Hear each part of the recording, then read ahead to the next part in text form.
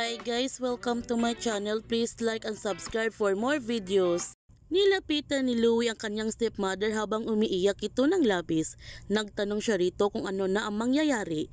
Hihiwalayan na ba niya ang kanyang ama? Papaalisin na ba sila dito?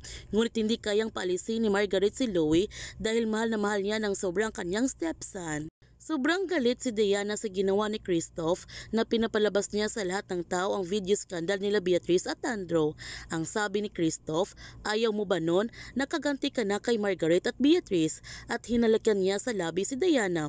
Ngunit hindi natuwa si Diana sa ginawa ng kanyang asawa.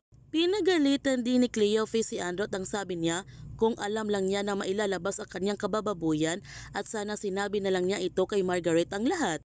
Narinig naman ni Margaret ang mga sinasabi ni Cleophas kaya nagtatampo rin siya nito sa kanyang paboritong yaya dahil itinago din niya ang pagtataksil ng kanyang asawa. Sinabihan ni Christoph si Napoy na huwag na siyang mag-alala sa sex video nila Beatrice at Andrew dahil hindi niya ito ilalabas sa public or gusto ba niya for family viewing na lang.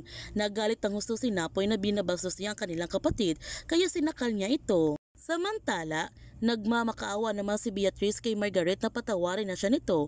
Pinagsisihan na niya na malaki ang pakikipagrelasyon kay Andrew. Ang galit na sabi ni Margaret, tigilan mo na ang pagkukunwari. When really all you want is to be me, kaya lahat na sa akin kinukuha mo, inaagaw mo. Ang galit na sabi din ni Beatrice, why would I want to be you?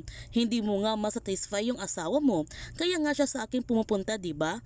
Nagalit si Margaret sa mga sinasabi ni Beatrice kaya sinampal niya ito ng malakas.